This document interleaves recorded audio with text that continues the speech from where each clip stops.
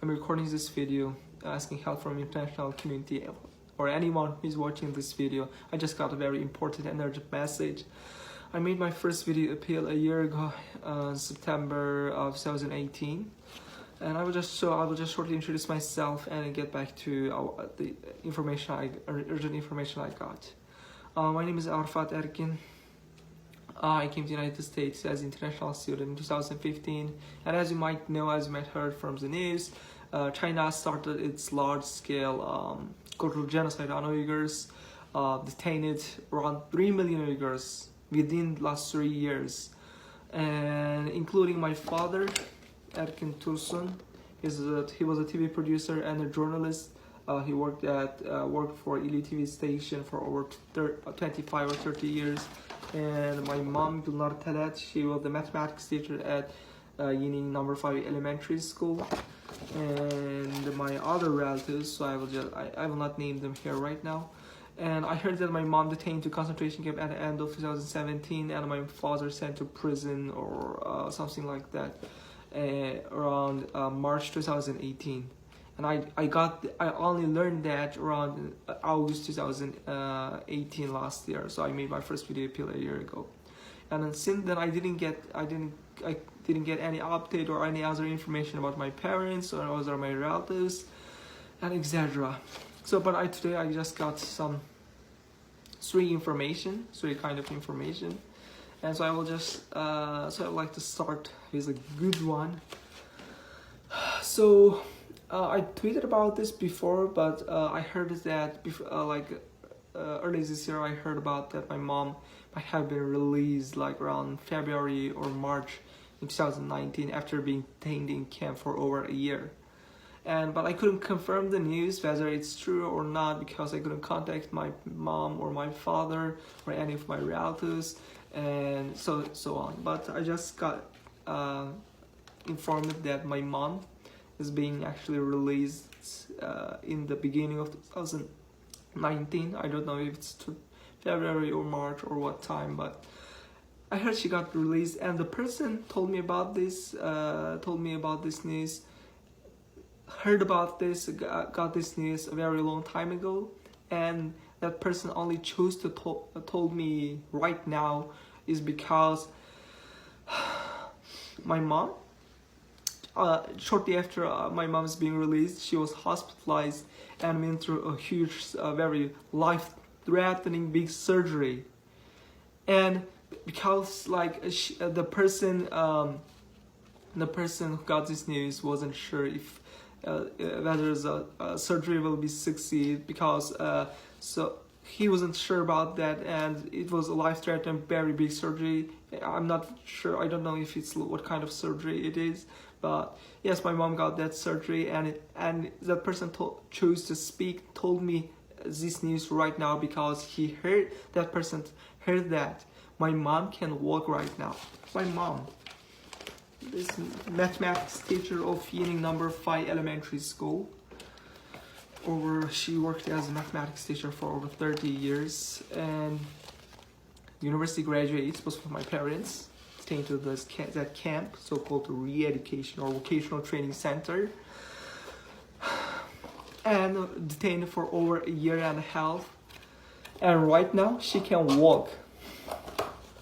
She went through a big life-threatening surgery. I don't know what the hell they did in those camps to my mom. But this is a good news I got today. And another news I got was my father, Erkin Tursun, TV producer and journalist at Yining TV station, and he was an award-winning journalist. He won many awards, both regional and national awards. He was also a college graduate, university graduate, even though China is calling those camps technical vocational training centers or etc. But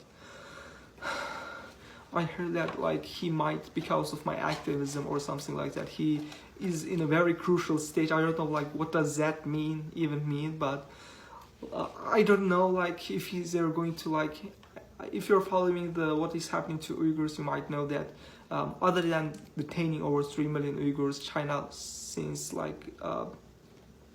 October last year, not October, since August last year, China started to transfer Uyghurs in the camps to prisons all over China. So even they kill off all of the people, no one will know them. And on December 2018, multiple media reports confirmed that at least around 500,000 Uyghurs, those arbitrarily detained Uyghurs, like my father, like my mom, is being sent to prisons all over China.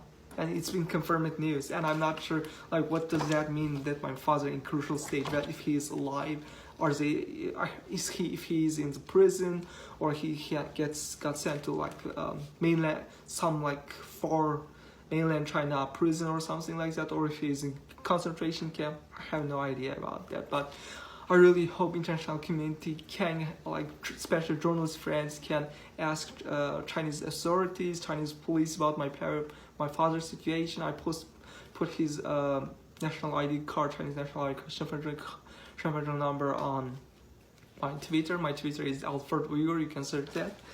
And I also heard that on my last year's and my previous testimony videos, I talked about my cousin Ilzat. Ilzat, he was like me, he was a student studying abroad, and he got sentenced to 15 years prison. Right now, he was around my age. Just because he studied abroad, he's in prisons. Like most of his life is gone. If you think about it, he's like around his early 20s, and now he's like 15 years prison, like hundreds thousands of Uyghurs, like maybe millions. And the information I got is my uncle, my grandfather's, I don't know like how to say, my grandfather's brother's son, Khalid Abdüşkür.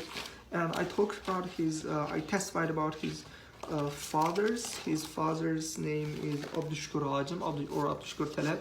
His father was a businessman, and his father, his father, Abdüşkür Talep, he was a businessman, and I heard that he was detained a day before his neck surgery, very big surgery, around 2017, and sent to the.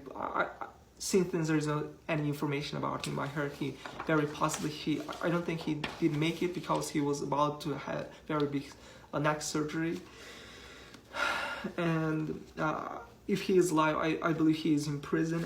But his son Khalid, he was owner of a restaurant in Gulca City, and his son Khalid Abdüşkür, I heard that after being detained in the concentration camp, or as China calls it, vocational training center, for over 2 years, they're going to send him to prison right now. So, summing up what I just said, I'm asking you, whoever you're watching this video, please do something, raise awareness, help. Don't forget that even though China says they release a lot of people, yes, there are some people released from the camps, like my mom. But just like what happened to my mom, she went through a huge life-threatening big surgery, and she can walk right now after being released.